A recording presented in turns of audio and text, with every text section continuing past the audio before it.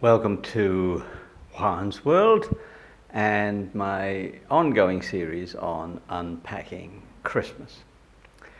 And today I'm going to unpack the Christmas story as it's represented in the Bible. And my conclusions may not sit very well with some people, but other people may think they're just fine. We'll see. The essence of it all, spoiler alert, is that I don't think any of it happened.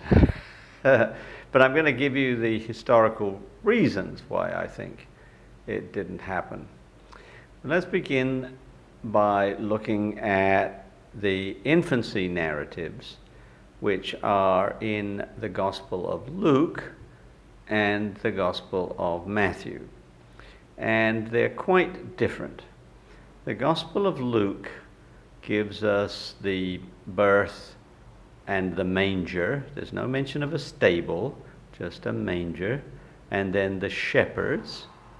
And the Gospel of Matthew gives us the Magi coming from somewhere in the east. No mention of three of them, just some, plural. And that's it. And these two Gospels are called synoptic Gospels paired with Mark. And Mark is considered to be the first of the Gospels. And that Luke and Matthew were all written with Mark in front of them. So that Luke mostly follows Mark, but adds bits and pieces here and there. And one of the bits or pieces, whichever you want to think about it, is the story about the manger. And one of Matthew's bits is the story about the Magi. But otherwise, they follow Mark. And Mark has nothing about the infancy. It just opens with Jesus when he's about 30 years old and about to start his ministry. But Luke and Matthew add the infancy stuff. So that's what I want to talk about today. We'll get started.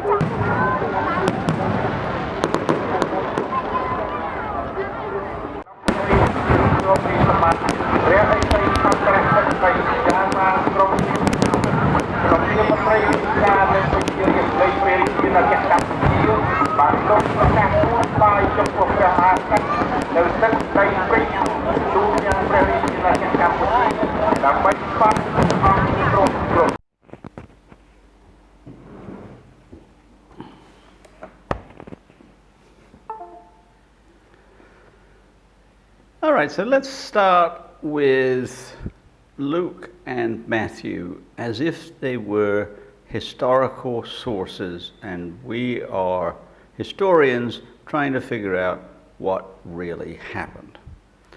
The first thing that we notice is that Luke and Matthew don't agree about the timing of Jesus' birth.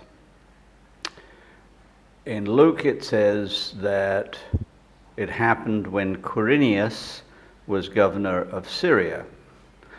He is a real figure who has historical sources backing him up, and we know something about him. He became governor of Syria in the year 6, and I could use CE, which is the modern term which used to be AD. CE means Common Era, AD means Anno Domini. I think I'm going to stick with the AD, the old form, even though it's very ethnocentric, because it's suitable for a Christian historian. I don't normally use it, but I'm going to use it now. So Quirinius became governor in 6 AD.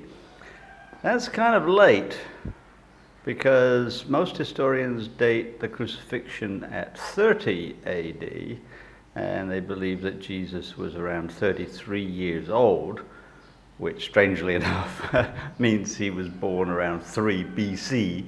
BC means before Christ, so he was born 3 years before he was born. But anyway, so Quirinius became governor in 6 AD, but the Gospel according to Matthew places the birth at the time of King Herod, and King Herod had been dead 7 years before Quirinius became governor. He was dead in 1 BC. So Matthew and Luke are completely at odds in concerning the timing there. That alone should be a warning to you. But let's now look at Luke's assertion. He asserts that Caesar Augustus, that is the first emperor of Rome, asked for a census of the whole empire. It sometimes also says the whole world, but we can just take it to mean the whole empire. And that everyone had to go to their ancestral home, the home of their lineage, to be counted. And Mary and Joseph had to go to Bethlehem, even though they lived in Galilee, probably in Nazareth. They had to go to be counted in Bethlehem, and that's how Jesus ended up being born in Bethlehem, because at the time Mary was pregnant, ready to give birth. Well, okay, that's how you explain why a man who seems to be from Nazareth was born in Bethlehem. But the census is complete nonsense. Now here's a map of the empire of Augustus with various shadings in it, but for the most part you can ignore them because the different colors represent earlier periods from the period we're talking about. We're trying to figure out what the empire was like around 3 BC, and that would include pretty much all the colored areas. Now look at it, it goes all the way from southern Spain up through France and Germany, what became those countries. They were Gallia and Germania and so forth in those days. Didn't include Britain. Britain was not conquered because Julius Caesar came and fought a bunch of battles, but then decided it wasn't any good. Maybe it was just rainy, didn't like the British, and so he left. Didn't become part of the empire until Claudius's time, which is a lot later. But even so, look at the extent of it. All through Spain, France, Germany, all through Europe into Asia Minor, and down through Africa, Egypt, North Africa. That's huge. Can you possibly imagine an emperor being stupid enough to call for a census that required everybody in the entire empire to go to their ancestral homes to be counted? The first question would be, why? If they're going to be taxed, then surely you're going to tax them based on their income, and their income is going to be where they're working, not where they were born. You don't tax somebody in Bethlehem who's working as a carpenter in Galilee. You tax him in Galilee. And think about all of the problems. What about all the Roman soldiers? Now, did they get an exemption? Did the garrison commander said, well, I know you men all come from Rome and you're now working somewhere, in the far tip of France or of Spain. Doesn't matter, even though you were born in Rome, you don't have to go there, we'll count you here. I mean, think of all the complexities. Think of the complexities of a census of just one country these days. And we've got electronic equipment, internet, phones, computers. They don't have any of that stuff. They got around by walking and on foot. Were there census takers? I mean, it's all nonsense. And of course, if there had been a census of that magnitude, somebody with a pen would have written about it, because it would have been monstrously disruptive. So the consensus of all historians is that Luke's idea of a census of the whole world is just made up. Quirinius, however, the governor of Syria, did order a census right around the time he was made governor. That's around 6 AD. And Josephus, the historian of the Jews, noticed because the Jews were really upset. In fact, a rebellion was started and a corps of rebels formed who continued throughout much of the Roman occupation of Judea. They didn't like being counted. There's no indication that Quirinius asked people to go to their ancestral homes. And furthermore, his governorship did not cover Galilee. So Mary and Joseph would have been exempt anyway. They would not have had to travel, but because they were from Galilee, they were outside of Quirinius's realm, so it wouldn't have applied to them. So for all of these reasons, the census is just nonsense. It's something made up by Luke. And now the question is, why did he make it up? Now that's a very easy question to answer. Luke and Matthew, but we'll just pay attention to Luke for the moment. Luke believed that Jesus was the Messiah of the Jews. The idea of a Messiah was actually very old. It goes back to the people we call the Deuteronomists, who were knocking around in the 7th and 6th centuries BC in Jerusalem. And they had this idea that a king would come along who would save them from their enemies. And the enemies at the time were Egypt and Assyria and Babylon. And there was a king at the time, incidentally, born in Bethlehem in the lineage of David. His name was Josiah.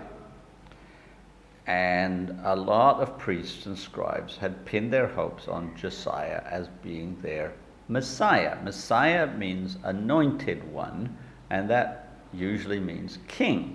So King Josiah was seen to be who the prophets were prophesying. The prophets include Isaiah, who's one of our principal prophets, and Josiah was pegged as that Messiah. Well, unfortunately, he went to war against Egypt in a plain called Megiddo, and at Megiddo in Aramaic is Armageddon, so I'll give you some clue. Josiah got absolutely trounced by the Egyptians and was killed in the battle. And so the prophecies then switched. Okay, Josiah was not the Messiah, so he's still to come. So from the time of Josiah onwards, Judaism contained within it this prophecy of a Messiah who was to come and who was to vanquish all the enemies of Judea. And it's still part of Judaism. But Luke had this idea, and of course he wasn't alone. Matthew also thought this, and certainly John, but we'll get to them a lot later. Luke was convinced that Jesus was the Messiah, but he had to contend with the fact that Jesus was from Nazareth, and that he was maybe of the lineage of David, but he wasn't born in Bethlehem. Well, if you create this narrative of a census that requires everybody to go to their ancestral homes, and that means that you have Mary and Joseph going from Nazareth to Bethlehem. He gets born in Bethlehem, and then after a few things happen, some shepherds come along. That's all that Luke says. He doesn't talk about the Magi, it's just the shepherds. Then after he's circumcised on the 8th day, then they all troop back to Nazareth, and there you have it. The Messiah is Jesus, and he was born in Bethlehem. That's really convenient, but as we can see from the other historical sources, it just makes no sense. It's a convenience for Luke, but it's not a convenience that modern history can tolerate.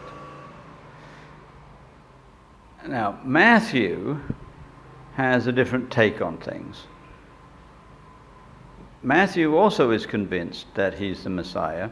He has at the beginning of his gospel a genealogy. The genealogy stretches all the way back to Abraham through the lineage of David to Joseph. And we can talk about those genealogies, the one in Matthew and the one in Luke, at some other point. I don't want to get bogged down in them. Nor do I want to get bogged down in the fact that I don't believe that King David actually ever existed. That's another story for another time entirely. But let's just take that as given. Okay, well, Matthew is also convinced that Jesus is the Messiah. He approaches it in a different way. He has magi, who were essentially astrologers, come from some far off country because they've seen a star, which is what astrologers do. We say astrologers, something between astronomers and astrologers. They see the star, they decide they're going to follow it, and they end up in Jerusalem, in Herod's court. Now remember that Herod was way before Quirinius, so that we're talking about a different time period, although this period is more likely to be accurate in terms of when Jesus was actually born. They go to Jerusalem. No, it's not there.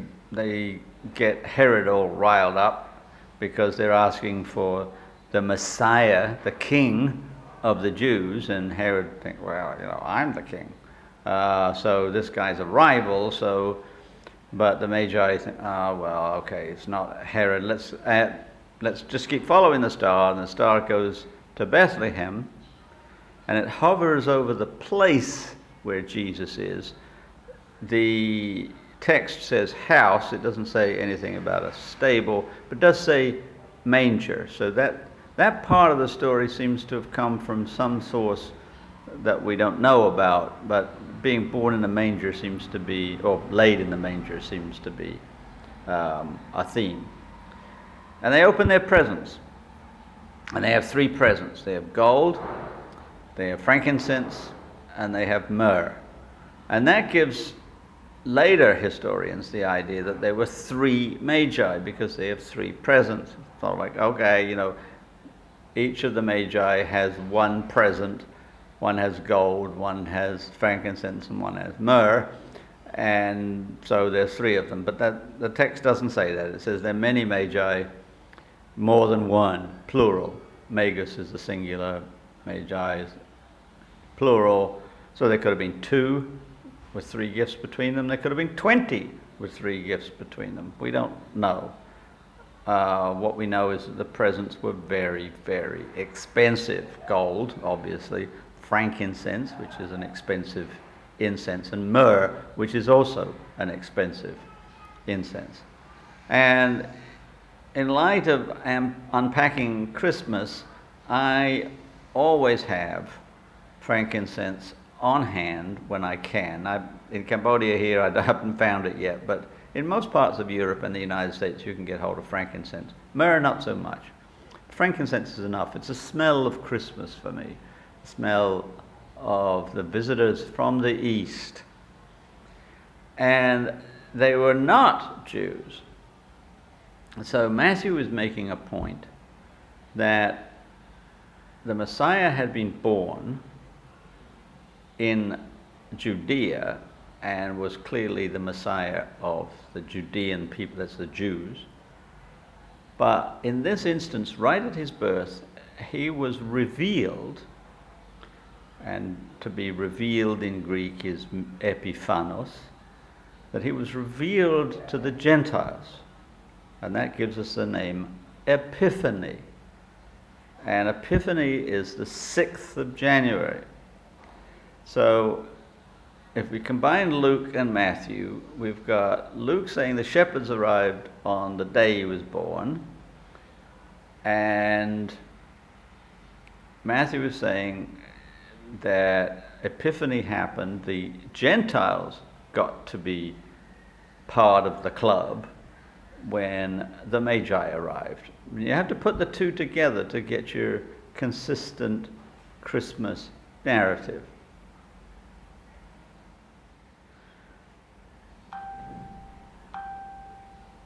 The whole thing is incredibly brief.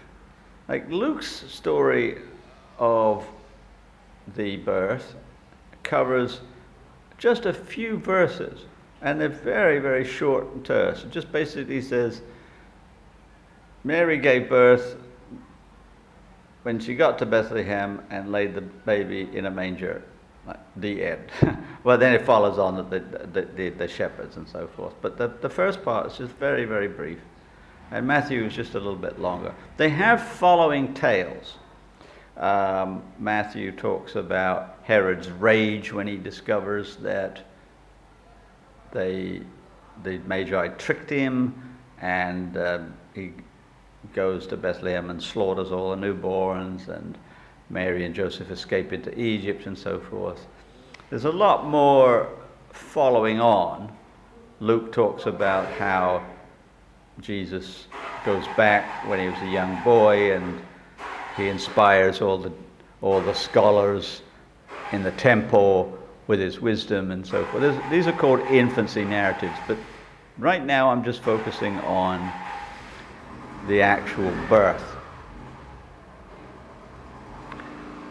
And I simply just cannot find any way historically to justify either Luke's or Matthew's account.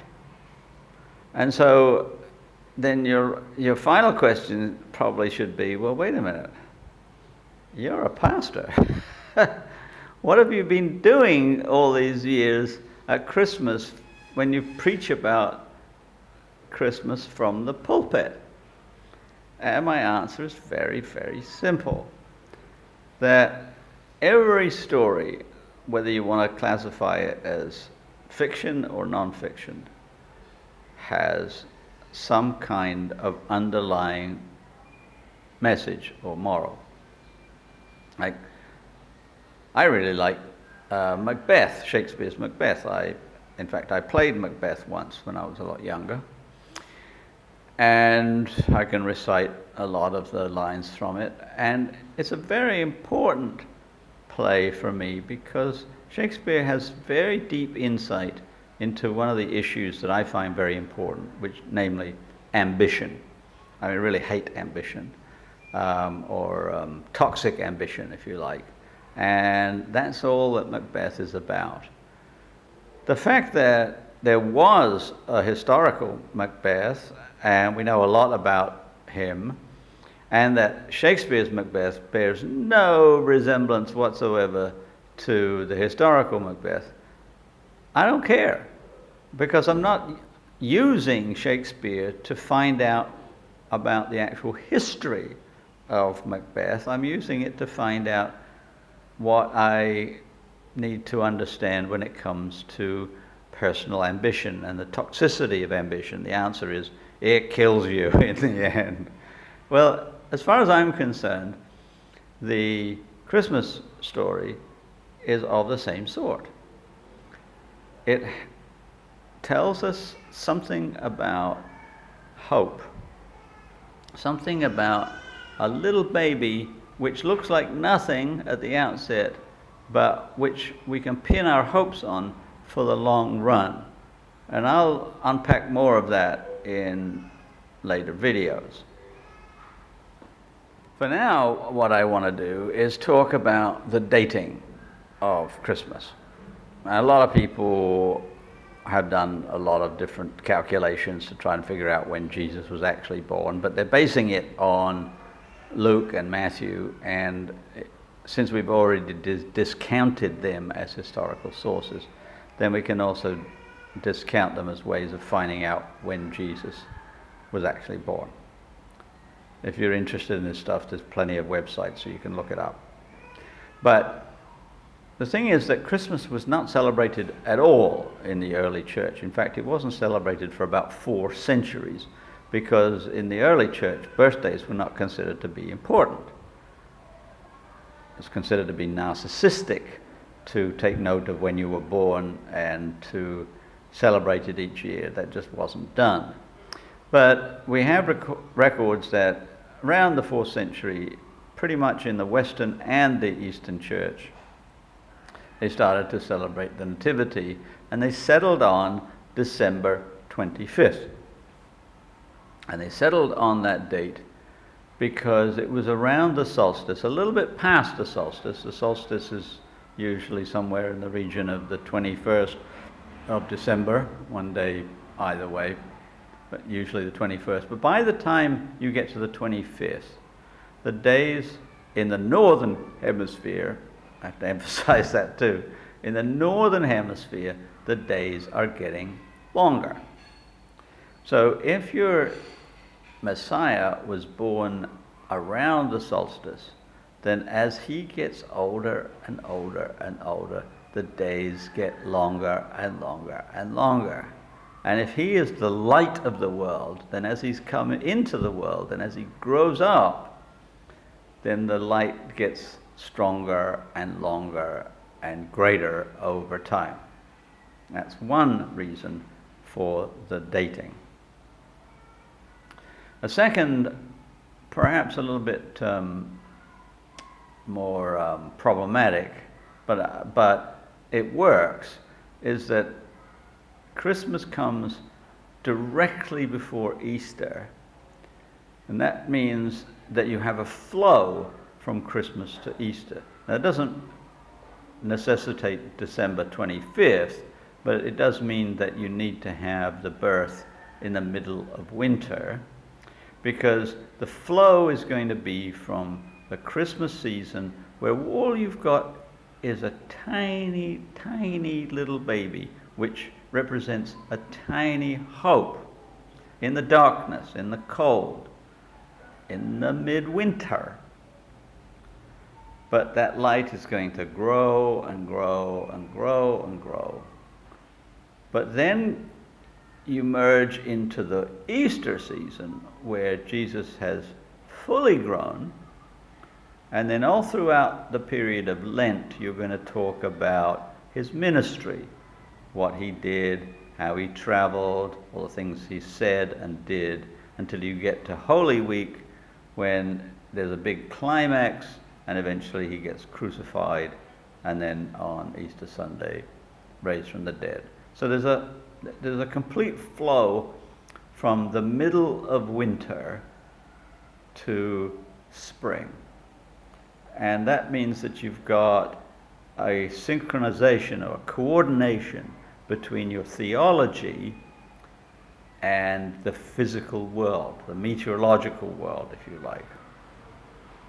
Well, I'm going to talk more about that in future videos, but for now, if you like this, then most importantly, tell your friends. Be an evangelist. Spread the good news.